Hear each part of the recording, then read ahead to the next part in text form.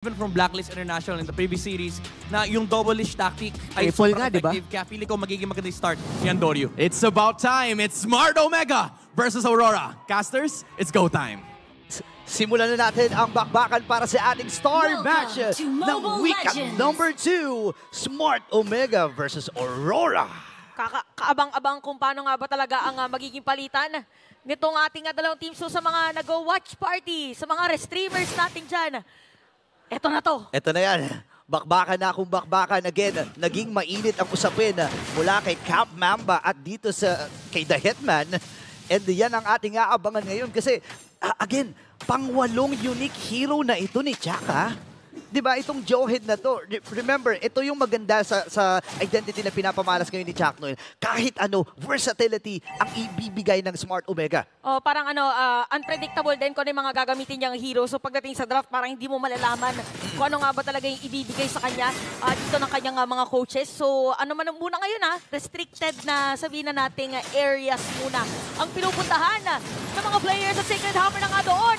Pero pagpapasok Great Herbers talaga para dito kay Edward na nakikita na nga natin na talagang nagbubugbugan agad. Kamunti ka na rin si Andoryu nung moment na yun. Okay, buhay pa rin si... Uy, lumalapit pa si Andoryu. At ngayon lang actually natin nakita na may labanan muli gamit itong isang Fredrin laban sa isang assassin. Kasi right after ng mga patches, right after ng mga changes, may nagkakaroon na ng discussion gagana pa ba ang mga tank jungle, di ba? Oh, pero parang may moment yata na nagamit siya recently sa isang international tournament. Pero depende siguro kung paano mag-execution dito ng Omega. Siguro safe to say na majority ng kanilang damage ay manggagaling kay Jom, probably kay Okir na din. At ito na, final slash, nagkakamalitan na naman agad. Hindi na makakatakas pa. Okay with a kill. Tinanong at tutuloy pa. Hagis! Napakaganda namang ejector doon. At mapatay pa nga si Demon Knight. Napakalinis ng ginagawa ngayon ng Smart Omega. Sisili pa si Edward, magbabakasakali. Pero nandun yung skills mula dito kay Andoryu at ang buong kupunan ng Smart Omega. Nararamdaman nila yung momentum ay naroon. Remember, wala pa pong talo. Wala pang talo ang Smart Omega at sila ang nasa top seed. Gaano na ba katagal ang mga seasons na nakita natin ang Smart Omega na nasa gantong sitwasyon, di ba? Parang kaya nga sila tinawag din na lason nga pala. Kasi parang hindi ina-expect ng lahat dun, na pagdating dun sa padulo, biglang dun gumagana yung lineup nila. So sabi siguro nila ngayon, ibahin na natin ang sitwasyon ngayong season. Oh, actually vocal naman si Chuck, no, si Captain Chuck na sinasabi niya na babaguhin namin yung mga nakasanayan, yung mga late game na Omega, yung mga tawag dito Omega timers. Nandyan pa rin yan, pero mas gusto namin na kami yung nakakalamang sa unahan. Kagaya nito, si Job, available na rin yung kanyang corrosion site. Papasok si Andoryu, nandun yung Hagis. Naku po, aabutan ata dito itong si Chuck Mamba. Nabaliktad pa nga. Si Chakto pa nga nakuha dito ng Aurora. At ang magandang nangyayari dito ngayon is for Aurora, hindi rin sila bumabaya na hindi sila magkakaroon ng trade. So nakita natin ginamit ang Appraiser's Draft at nagkaroon ng IMU kay Yue doon sa Dominator's Crescent. Kaso nga si Andoryu napakakunat. Napilitan mag-flicker out. Ala, dalawa na doon yung spawn. Pero si Andoryu kamunti ka na. Nakaligtas pa rin. Napakaganda nung crucial na Dominator's Descent mula dito kay Okir na ibawi din naman. Actually, kaya nalito tayo kasi si Yue, kinuha niya rin yung Dominator's Descent. So, dalawa yung nakalapag doon sa nangyari na yon. 2-2 ang ating score. 4-minute mark para sa laban na ito. Dikit pa rin. Tingnan mo, isa-isang daan lang yung lamang ng Aurora at saka ng Omega. Balikan lang. Feeling ko palitan lang talaga yan Depende na kung sinong una makakapag-clear na minion wave. At napaganda, binanggit mo dito na parang dalawa yung naging spawn natin kanina. So, delikado yun mamaya. Pagka nagkalituhan, ay spawn pala yun ni Yue. Ay spawn pala yun ni Okir. Oo nga. Tsaka minsan nakakalito talaga pag sa teamfight, no? Hindi mo alam kung sino unahin. Yung mga heroes ba? O uunahin mong tunawin kagad yung Dominator's Descent. Kasi minsan parang hindi mo napapansinin yan pero hindi mo namamalayan na masakit pala di ba? Oo, sobrang sakit na hindi mo na mapigilan na umalis doon sa pwesto na yun. Final slash na naman, hindi mo kahit makukuha nila. Habang nangyayari yun, itutuloy pa. Meron vengeance kay Ryota. Tayo mamaatras ngayon. Ang ilan sa mga players ng Aurora. Meron pa pang zone up down. Meron naman na ejector na kuha pa. Si Rene J. Binalibag ng binalibag itong si Rene J. Kanina sakto sana yung kanyang implosion. Kaya lang nasibat siya ni Jom. Hindi tumama yung implosion na sana'y plano niyang makuha. But then again, Smart Omega na pag-uusapan natin, 100-200 lang ngayon, 1,000 na kasama pa yung Torres sa itaas. Oh, napakaganda dahil nabigyan nila ng space nung moment na yun. Si Joma, tsaka parang very consistent pala sila pumupunta dito sa purple buff ni Demon. Kahit parang ito muna yung unang objective nila. Mare-reset doon yung purple buff. Mauna na buhay dito si Andorio at hahabuli pa nga. Demon kahit may bawi na naman. Ginamit yung placing doon pero medyo kulang pa doon sa damage yung hero ni Domeng. Okay, so ngayon ay nakabawi din naman ng Aurora sa naging team fight na yon. Again, Andorio, kumbaga kung iisipin mo, hindi naman si Andorio ang pinakakailangan target dito, kundi si Jom. At sinisimulan na nga ng Aurora. Sabi dito ni The Hitman, sige, kailangan mo ng tulong ko, sige, unahin natin at kailangan natin puruhan itong si Jom. Kaya lang ang problema, napapabayaan din si Atoy. Remember, may damage din yan. May damage din po ang isang Arlot. Tsaka lagi din siya sumasama sa team fight. Pero kanina nung pinakita yung mga items natin, lamang pala si Demon kahit laban dito kay Andorio pagdating sa gold. So masasabi natin na nauna din talaga doon sa mga pagkuha lang ng kapitiran, nagkatalagiriran. Pero nakamag-trigger out si Yue, napakaganda pagpasok doon ng kanyang Spear Hammer. And for that, Andorio with a kill. Uy! Si Andorio kamuntika na naman. At hindi na nila itutuloy yung lawan. Napaka-index tong pwestong yun. Buhay-buhay, hindi ka pa nga tumama yung appraisal shot, pero na-force naman yung mga flicker. Walang mga flickers dito ang Aurora dahil doon sa naging team fight na yon. Again, may mga napo-force na spells and yun yung kagustuhan ng Smart Omega, no? And ang maganda naman para sa lineup dito ng Smart Omega, ang daming crowd control kasi ng Aurora. So nirespeto nila, dalawang Purify ang kanilang binigay dito, si Jom at si Ukir. And remember na, wala pang death itong si Jom. And sinasabi ko nga kanina na kailangan ito yung puruhan nila. Tingnan mo, hindi na nila namalayan. Nag-change na rin. Nag-switch na rin ng possession dito or ng lane dito at successfully matatake down yung Torres sa ibaba. Tsaka parang gumagawa ng ibang play ngayon ng Omega, yung sinasabi nating Spear Hammer.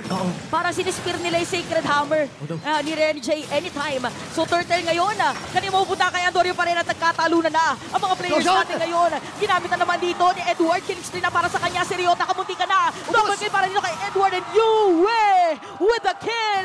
May bawi ngayon ang Aurora. Saktong-sakto yung implosion na naibitaw ni Rene J. Kanina pa kasi siya tinutulak at binabato-bato. So sabi ni Rene J, ito na ang pagkakataon ko, sumakto na. At nakahuli siya ng dalawa ngayon. Itutuloy na kagad si Domeng. Ito yung sinasabi natin at pinag-uusapan na gold laner. Sabi nga nila, the next standard daw. Pero mamaya natin pag-usapan niya kasi yung Infinix Instant Replay ay talagang nakatutok doon sa implosion. Dalawa na huli doon mula dito sa Smart Omega. Oo, tas parang hinatid talaga ni Rene J sa moment na yun dun sa spawn. Oo. So parang napalagkit pa dito at hindi na nakaalis pa ang mga players ng Omega. So parang story ng laban natin ngayon is parang grabe yung shifting. So mga ilang segundo lamang si Aurora. Pag nakasagot yung Omega, sila naman yung lamang. Oo. So ibig sabihin yan, pantay yung laban natin. Parehas lamang. Parehas lamang. Tama, pantay ka. Parehas din lugi, if ever. Pero si Domeng, isipin mo, 4 na players na ng Omega. Sabi niya, sisirain ko na lang muna. At bibigyan na pa nga si Edward dito. Meron na namang implosion dun sa may likod. Pero magkakahiwa-hiwalay ang mga players dito. Pero napakakunat lang din naman. Aalis muna. Isipin mo yun, nagamit mo na nga yung mga skills. Pero alam nila yung salitang disiplina. Disiplina lang talaga. Again, isa yan sa mga Infinix keys to victory na magkabilang kuponan na to. Yung vision at ang possession na nakikita natin ngayon ay pinapamalas ng Aurora at Smart Omega. At ngayon, in terms of the items, Demon Hunter Sword para dito kay Domeng. And going for, I think, ano na siya dito, Golden Staff para kompleto na yung item, Trinity item na tinatawag nga natin, di ba? Oo, kailangan na talaga yan later on.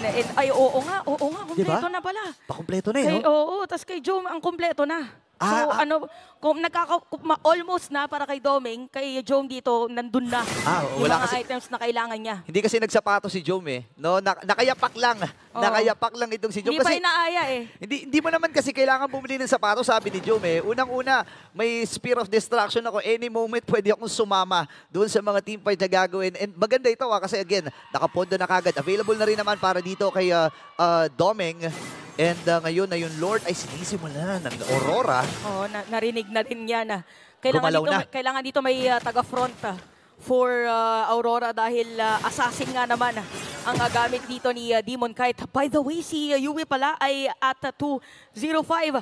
Halos ganun din kay Okir. Hindi pa sila nabibigyan dito sa ating laban. Grabe, dikit na dikit talaga no, itong laban na ito. Again, hindi ako nagtataka kung bakit ito ang star match ng week number 2. Ngayon si Chak Mamba, si Cap Chak, naghahanap din ng way para sa ano niya, sa mga huli niya, sa mga ejector plays niya.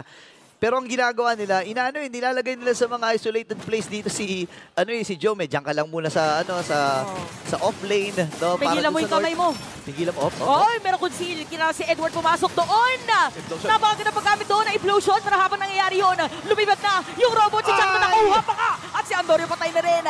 Demon kahit makakakuha niyan. Pwede ituloy ngayon. Yung sinasabi natin, hindi pa nakukuha. Double kill para kay Yue. Oh no, 3 ang babagsak. Pagkakataon nata to sa Aurora. Pagkakataon ng Aurora na kunin itong Lord na ito. Naku, nakapagsabayan kay Yue. Ang sakit at naramdaman din na to. Kaya lang ang problema, wala silang referee holder. 2 lang ang natitira dito at ibibigay na muna nila ang Lord. At unti-unti na nga lumalaki pa ang kalamangan dito ng Aurora. Napakaganda ng kanilang positioning nung moment na yun kasi si Chak no nahiwalay eh.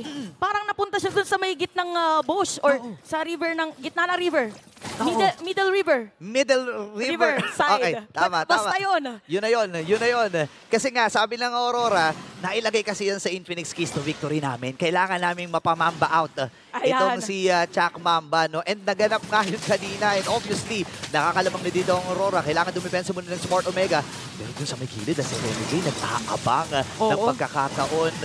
Yung Lord ay nakadive na rin. Pasok ngayon dito ang Aurora. Successfully may take-down. Pero mababasag din nila successfully yung Torres sa gitna. Yun yung kinagandahan din ng spawn, no? Pwede mo talagang gamitin na pang-secure na lang ng turrets doon sa other team. So, tingnan natin na dahil nasira na lahat ng second tier turret ng side ng Omega. So, kung ikaw yung Omega ngayon, medyo maiilang ka na yata na bigla-bigla na lang palili pa rin yung robot. Kasi kaya nga naging unstoppable force yung ulti niya. Kasi pag napindot mo na, hindi mo na talaga makakancel. Minsan na papunta ka pa sa lugar na hindi mo, kumbaga, dadalin ka pa dun sa... Nasaan ako? Sino ako moments? Minsan kasi dadalin ka niyan, sa tropa, no? Kunyari, nabitawan yung unstoppable force, tapos marami palang nagtatago dun sa may damuhan. Tapos parang nagiging napapasama pa dito si Chak Mamba, no? And again, ito yung maganda na pinapamalas ngayon ng Aurora, no? Hawak nila yung lead, hawak nila yung mapa, at wala na rin kasi mga Torres sa gitna eh. So, medyo torn ang Smart Omega na lumabas doon sa kanilang base. At least, hindi nila kiniklear yung mga minions. Para nga naman mabagal yung paggalaw. At makuha ni Jome yung mga items na gusto niya. Tingnan natin kasi parang binagalan naman ngayon ng Aurora yung kanilang ikot. Merong conceal. Merong mga nagtatago dito mga players ng Omega. Pero nakita dito ng Aurora. Sila naman. Parang ito na naman yata yung implosion play na sinasabi natin kay Renegade. Inihatid sa mga kakampi. Unstoppable na nga dito ang side ng Aurora. At pag sinabi, ano nga ba talaga? Anong klaseng man na ba ngayon si Renegade? Parang magpakailanman yata. Kasi kahit anong gawin at gamitin na hero, kaya niyang paganahin. Kaya talaga yung Renegade. Wala na rin siya dito implosion pero ito na yung pagsugod ng Aurora. Habang Smart Omega nakadepensa lang, nagamit na rin yung Primal Rat. Successful ang pagdepensa. Pero gusto ko yung labanan na nakikita natin dito, no? Cap Mamba versus the Hitman. Palitan sila ng set. Tama nga yung sinasabi ni Chak. Gusto niya lang palitan ng set. Pagalingan daw mag-set Pagalingan mag-set. Pero this game, parang nakakalamang si Renegade, parang hindi nasasalisahan niya si Chak. No, tsaka ang ganda naman doon ng body language ng Aurora kanina kasi, di ba normally, pag nakakita ka ng naka-conceal, aalis atras, doon tumayo lang sila. Ibig sabihin, alam nila na hindi alam ng Omega na nandun sila sa mga parting yun ng mapa. Naku, hindi ko na rin alam kung ano na mga nangyayari dito. Pag mga ganyan, kailangan mo talagang minsan magpanggap na damo. Tama, di ba? And, ayan, kagaya ng pwesto ni Renegade. Si Renegade nagpapanggap na damo. Okay, malamok dyan, Renegade. Ingat ka dyan. Si Edward pumasok na. Parang nakita na natin to kanina. Si Ryota na naman. Sa likod. Ang nakuha nila. At nagmalatrip to Jerusalem si Renegade para ma-zone out si Andorio doon sa moment na yun. At yung Lord tinutuloy pa rin. Spear of Destruction, may dadating ba? Big J is here! Pero naabangan na yung mga players dito. Big J is down. Sa kamay din ng Demon Kite. Shutdown kay Yue. Pero yun nga lang, makukuha pa rin ng Aurora dito yung Lord. Okay, 15 seconds para kay Atoy R. Yung Lord ay mabubuhay pa naman 15 minutes and 14 seconds. Mahaba-habang window pa ito. Aabot si Atoy R, aabot si Jome. At ngayon, kompleto si Recados na. Itong si Doming na hindi pa rin namamatay hanggang ngayon. Oo nga, no? Tsaka yung mga ano kasi dito eh. Kung ganun kalawak din yung nasasakop ng implosion ni Rene J, nagiging mas madali para dito sa kanilang side. Or lalo na kay Doming na gumamit ng Blazing Duet. So, even si Jome, si Big J, parang hindi pa na natin nakikita yung mga implosive na pwede niyang gawin against Aurora. Kailangan nila kumapit na hindi available yung Purify dito ni Jome.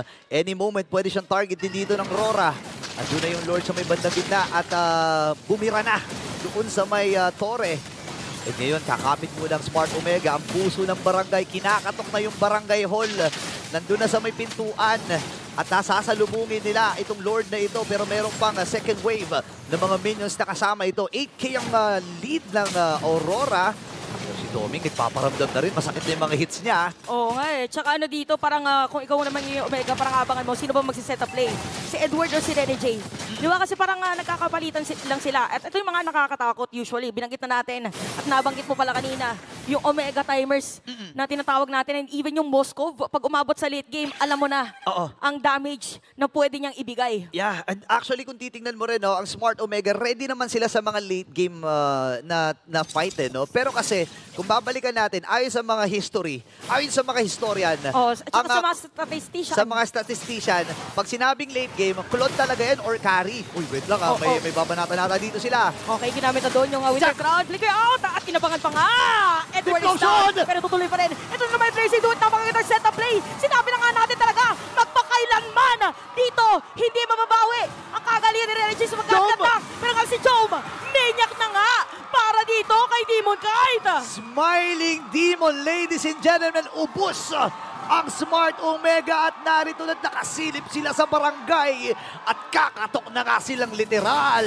Wala na nga rin dedepensa para dito sa side ng barangay at kinakatok na tao po, andito na ang Aurora! Game number 1.